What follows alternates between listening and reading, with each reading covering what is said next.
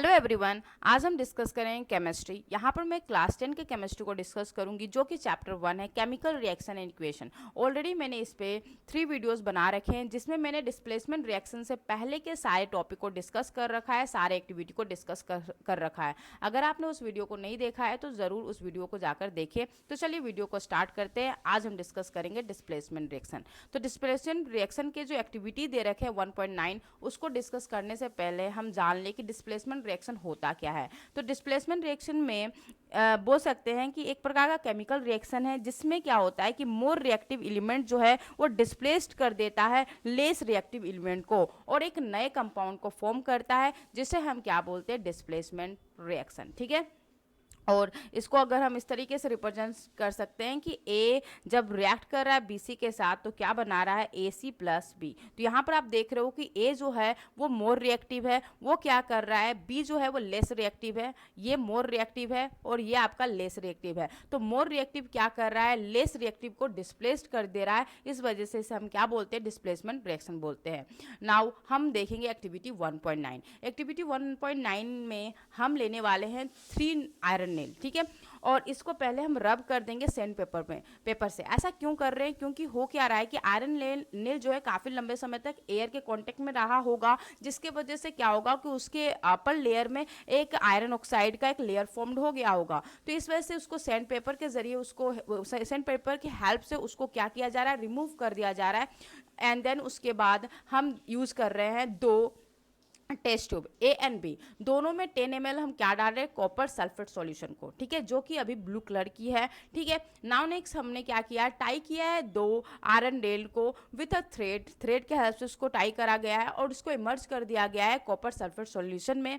ठीक है, जो कि टेस्ट ट्यूब बी में डाला गया है। ए को आप ऐसे ही छोड़ दे रहे हो, इसमें किसी भी तरीके का आप आयरन नेल नहीं डाल रहे हो। और जो बी वाली जो टेस्ट ट्यूब है उसमें आप क्या डाल रहे हो, आयरन नेल डाल रहे हो। 20 मिनट के बाद जब आप ऑब्जर्व करते हो तो देखते हो कि जिसमें आपने नेल को डाला था उसकी जो कलर ब्लू से ग्रीनिश हो गई है, लेकिन जिसमें आपने नेल को नहीं डाला था वो ब्लू कलर की ही है 20 मिनट्स के बाद। ठीक है। Compare the intensity of the blue colour of the copper sulphate solution in the test tube. उसकी इंटेंसिटी अगर आप देखोगे तो फेड हो गई है जिसमें आपने आयरन को डाला है। तो ऐसा क्यों हो रहा है उसको हम देखेंगे आगे। ठीक है। और बोल रखा है also compare the colour of the iron nail, और साथ ही साथ आयरन नेल के जो कलर है उसको भी कंपेरिजन करो। इसके लिए हमने क्या किया था, ऑफकोर्स कंपेरिजन करने के लिए एक मेरे पास एक्स्ट्रा होना चाहिए नेल, तभी तो हम कंपेरिजन कर पाएंगे। तो यहाँ पे ऑलरेडी हमने 3 लिए थे आयरन नेल, जिसमें से 2 को हमने सॉल्यूशन में डाला था, एक को हमने एक्स्ट्रा बाहर छोड़ दिया था। तो इस वजह से हम इन दोनों के इनके हेल्प से हम कंपेरिजन कर पाएंगे कि जिस नेल को आपने सॉल्यूशन में डाला उसके कलर में और जो बाहर था उसके कलर में किस टाइप के फर्क देखने को मिल रहे हैं। तो जिस सॉल्यूशन को आपने जो कॉपर सल्फेट में डाला था वो एक्चुअली रेडिश कलर में कन्वर्ट हो गया है। पहले जो नेल थे वो ग्रे कलर के थे और अभी वो रेडिश कलर में कन्वर्ट हो गया। ऐसा क्यों, इसको भी हम डिस्कस करेंगे केमिकल इक्वेशन में। तो यहाँ पर देखो जो केमिकल इक्वेशन यहाँ पर गिवन है उसको ज़रा ध्यान से देखो। यहाँ पर आयरन जो है ऑफ कोर्स ये कॉपर सल्फेट के साथ रिएक्ट कर गया है और क्या हुआ कि आयरन जो है मोर रिएक्टिव है और कॉपर जो है लेस रिएक्टिव है। इस वजह से कॉपर को डिस्प्लेस कर दिया और आयरन जो है सल्फेट के साथ रिएक्ट करके आयरन सल्फेट फॉर्म किया और कॉपर यहाँ पर अलग हो गया। ठीक है। तो ये जो आयरन सल्फेट है वो एक्वस में है। तो अब क्वेश्चन आएगा एक्वस किसे बोलते हैं, तो जिस सॉल्यूशन में वाटर रहता है उसे हम बोलते हैं एक्वस सॉल्यूशन। ठीक है। तो यहाँ पर आयरन सल्फेट जो है वो क्या है, एक्वस सॉल्यूशन है। ठीक है। और यहाँ पे कॉपर क्या हुआ, डिस्प्लेस हो गया। तो यहाँ पर हुआ क्या कि पहले कॉपर सल्फेट था जो कि ब्लू कलर की थी, अब ये आयरन सल्फेट में कन्वर्ट हो गया, इसके वजह से इसकी जो कलर है वो ग्रीनिश कलर में कन्वर्ट हो गई। ठीक है। नाउ नेक्स्ट यहाँ पर उसके बाद क्वेश्चन में क्या पूछा गया है, हाँ यहाँ पर जो आपके नेल है वो ब्राउनिश कलर में कन्वर्ट हो गया, रेडिश ब्राउन कलर में कन्वर्ट हो गया। ऐसा क्यों हुआ, अगर पहले वाले नेल जो हमने थर्ड जो नेल रखे थे उसके कलर और इसके कलर में देखो तो काफ़ी ज़्यादा डिफरेंस है। ये ग्रे कलर की है तो ये आपकी कैसी कलर की है, तो ब्राउनिश कलर की है। तो ऐसा इसलिए हुआ क्योंकि जो कॉपर डिस्प्लेस्ड हुआ वो कॉपर जाकर डिपॉजिट हो गई किस पे, तो आयरन नेल पर डिपॉजिट हो गई, जिसके वजह से इसका कलर किस में कन्वर्ट हो गया, ब्राउनिश कलर में। ठीक है। अगर आप सॉल्यूशन को देखो तो देख सकते हो कि जो बीकर ए में या फिर जो टेस्ट ट्यूब ए में आपने जो सॉल्यूशन लिया था कॉपर सल्फेट, वो ब्लू कलर में है, उसमें किसी भी तरीके की चेंजेस नहीं आई। लेकिन जिसमें आपने नेल को डाला था उसकी कलर फेड हो गई, वो हल्की ग्रीनिश कलर में कन्वर्ट हो गई है। ठीक है, नाउ नेक्स्ट यहाँ पर दो एग्जाम्पल्स दे रखे हैं जो कि डिस्प्लेसमेंट रिएक्शन के ही हैं। यहाँ पर भी जिंक को कॉपर सल्फेट के साथ रिएक्ट किया गया तो जिंक सल्फेट प्लस क्या बना, कॉपर। यहाँ पर आप देख सकते हो कि जिंक जो है मोर रिएक्टिव है और कॉपर लेस रिएक्टिव है, जिसके वजह से जिंक जो क्या कर रहा है, लेस रिएक्टिव एलिमेंट्स को डिस्प्लेस कर दे रहा है और वो सल्फेट के साथ रिएक्ट करके जिंक सल्फेट फॉर्म कर रहा है। सेम ही यहाँ पर जो थर्ड वाले एग्जाम्पल है उसमें भी आप देख सकते हो कि जो लेड है वो कॉपर क्लोराइड के साथ रिएक्ट कर रहा है और बना रहा है लेड क्लोराइड से और कॉपर। यहाँ पर भी लेड जो है वो मोर रिएक्टिव है, जिसके वजह से वो कॉपर को डिस्प्लेस कर दे रहा है। ये तीनों ही जो एग्जाम्पल यहाँ पे गिवन है, तीनों ही क्या है, डिस्प्लेसमेंट रिएक्शन के एग्जाम्पल हैं। ठीक है, नाउ हम डिस्कस करेंगे double displacement reaction. Double displacement reaction को समझने से पहले आप जान लो कि डबल डिस्प्लेसमेंट रिएक्शन होता क्या है।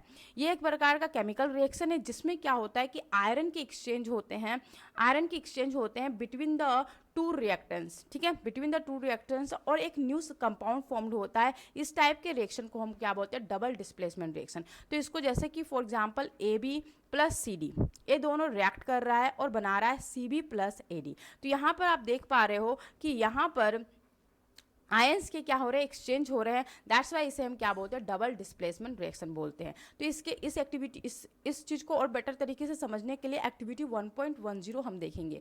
इसमें हमने क्या किया है कि 3 ml ले रखा है सोडियम सल्फेट। ठीक है, एक टेस्ट ट्यूब में हमने वो लिया है, दूसरे टेस्ट ट्यूब में हमने 3 ml लिया है बेरियम क्लोराइड। ठीक है, तो यहाँ पर देख लो कि सोडियम सल्फेट का फॉर्मूला क्या होता है, तो आप बोलोगे Na2SO4। और यहाँ पर जो हमने बेरियम क्लोराइड ले रखा है उसका मॉलिक्यूलर फॉर्मूला होता है BaCl2। इन दोनों को आपने डिफरेंट टेस्ट ट्यूब में ले रखा है 3 ml अमाउंट में। ठीक है, ना उसके बाद हमने क्या किया, इन दोनों को मिक्स करा है और उसके बाद आपसे पूछा गया कि आप क्या ऑब्जर्व कर रहे हो। तो जब आपने इन दोनों को मिक्स किया है, आप देख सकते हो केमिकल इक्वेशन में, तो आप बनकर तैयार हो रहा है बेरियम सल्फेट प्लस क्या बन रहा है, NaCl। जो बेरियम सल्फेट है वो सॉलिड के फॉर्म में है और बाकी सभी आप देख पा रहे हो एक्वस फॉर्म में है। तो जनरली आपने ये जो दो चीज़ें ली थी, जो कि आपका सोडियम सल्फेट और आपका जो था बेरियम क्लोराइड, ये एक्चुअली एक क्रिस्टल होता है। इसको पहले हम वाटर के साथ मिक्स करते हैं, मीन्स वाटर की ये एक सॉल्वेंट है। सॉल्वेंट को आपने सोल्यूट, मतलब वाटर जो यहाँ पे सोल्यूट का काम कर रहा है, इन दोनों को मिक्स किया, तब आपको मिला सोडियम, जो आपका सोडियम सल्फेट सॉल्यूशन मिला। तो यहाँ पे हम यूज़ करें सोडियम सल्फेट सॉल्यूशन, यहाँ पर यूज़ करें बेरियम क्लोराइड सॉल्यूशन। ठीक है, इन दोनों को ही हमने मिक्स करा। मिक्स करने के बाद क्या बना, बेरियम सल्फेट बना जो कि सॉलिड है, और जो सोडियम क्लोराइड बना वो एक्वस फॉर्म में। ठीक है, तो इसके बाद आप देख पा रहे हो कि जब ये जो बन रहा है ये कैसा कलर में है, तो ये एक्चुअली ये दोनों पहले कैसा था, कलरलेस था। जब आप बात करते हो सोडियम सल्फेट सॉल्यूशन की और बेरियम क्लोराइड सॉल्यूशन की, दोनों ही कलरलेस थे, इसके कोई कलर नहीं थे। लेकिन जब ये दोनों रिएक्ट कर रहा है तो बन जो रहा है बेरियम सल्फेट, वो कलर है जो कि वाइट कलर की है, तो वाइट प्रेसिपिटेट ये फॉर्म्ड कर रहा है। ठीक है, तो ये यहाँ पर याद रखना कि BaSO4 जो है वो एक प्रकार का व्हाइट कलर का है, ये एक व्हाइट प्रेसिपिटेट फॉर्म कर रहा है। You will observe that the white substance formed हो रहा है which is insoluble in water, जो वाटर में सॉल्युबल नहीं है। आप 10 मिनट के बाद देखोगे तो वो सेटल डाउन हो जा रहा है बेस में बिकर के। ठीक है, now next, this insoluble substance formed is known as precipitate. ये जो इनसॉल्युबल सबस्टांस जो फॉर्म्ड हो रहा है इसे हम क्या बोलते हैं, प्रेसिपिटेट बोलते हैं। Any reaction that produce a precipitate, कोई भी रिएक्शन जो प्रेसिपिटेट फॉर्म करता है, प्रेसिपिटेट प्रोड्यूस करता है, उसे हम क्या बोलते हैं, प्रेसिपिटेशन रिएक्शन बोलते हैं। या इसे हम प्रेसिपिटेशन रिएक्शन भी बोल सकते हैं और डबल डिस्प्लेसमेंट रिएक्शन भी बोल सकते हैं। ठीक है, नाउ नेक्स्ट यहाँ पे बता गया व्हाट causes this.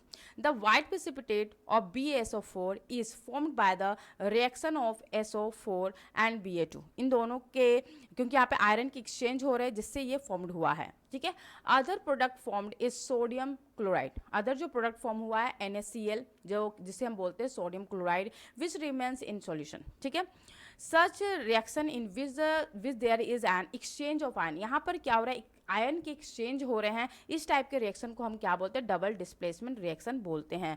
हमने एक्टिविटी 1.2 में भी ये वाली हमने देखा था। एक्टिविटी 1.2 का जो रिएक्शन था वो भी डबल डिस्प्लेसमेंट रिएक्शन था। अगर याद नहीं तो उसको मैं रिकॉल करा देती हूँ। उसमें हुआ क्या था कि हमने एक एक लिया था lead second nitrate and potassium iodine. Lead second nitrate का जो मॉलिकुलर फॉर्मूला होता है वो होता है PbNO3 ठीक है। प्लस आपने क्या लिया था, पोटेशियम आयोडीन, ठीक है, पोटेशियम आयोडीन Ki, ठीक है। इन दोनों को आपने रिएक्ट करा था तो बना था PbI2 प्लस KNO3। यहाँ पे PbI2 एक क्या है, लेड सेकेंड आयोडाइड है, लेड सेकेंड आयोडाइड है, और ये आपका क्या है, पोटेशियम नाइट्रेट है, ठीक है। ये दोनों बनकर तैयार हुआ। अब देख सकते हो यहाँ पर भी आयंस की एक्सचेंज है, इस वजह से इसे भी हम क्या बोलते हैं, इसे भी बोलते हैं डबल डिस्प्लेसमेंट रिएक्शन, ठीक है। यहाँ पर भी आप देख पाओगे कि इसकी जो कलर है, PbI2 की जो कलर है वो येलो कलर की है। जैसा कि क्वेश्चन में पूछ रखा है, what was the colour of the precipitate form. ये जो प्रेसिपिटेट फॉर्म्ड हुआ था इसकी जो कलर है क्या थी, तो येलो कलर की थी। Can you name the compound, compound जो प्रेसिपिटेट है उसका नाम बता सकते हो, तो वो क्या होगा, तो लेड सेकेंड आयोडाइड, ठीक है। Right the balance equation of this reaction. तो बैलेंस करना है, तो देखो यहाँ पर आपके ऑक्सीजन 6 हैं, यहाँ पे ऑक्सीजन 3 है, तो इसको कैसे बैलेंस करेंगे, तो ऑफ कोर्स यहाँ पर हम 2 से मल्टीप्लाई करेंगे, ठीक है। यहाँ पर हम किससे मल्टीप्लाई करेंगे, 2 से। तो यहाँ पर आपकी पोटेशियम हो गई 2, नाइट्रोजन भी 2 और ऑक्सीजन हो गया 6, ठीक है। बट यहाँ पर नाइट्रोजन कितनी है, यहाँ पे 2 है, चलो ठीक है, बैलेंस हो गया है। बट यहाँ पर जो पोटेशियम 1 है, यहाँ पे 2 है, तो इसको 2 से मल्टीप्लाई कर दो, तो आप देख पा रहे हो कि पूरी तरह से ये जो केमिकल जो इक्वेशन है वो बैलेंस्ड हो चुकी है, ठीक है। नाउ नेक्स्ट यहाँ पे पूछा गया, is this also a double displacement reaction, तो हाँ, ये एक डबल डिस्प्लेसमेंट रिएक्शन का एग्जाम्पल हो सकता है, ठीक है। नाउ नेक्स्ट आपका है ऑक्सीडेशन एंड रिडक्शन, इसको हम देखेंगे नेक्स्ट वीडियो में। तब तक के लिए बाय।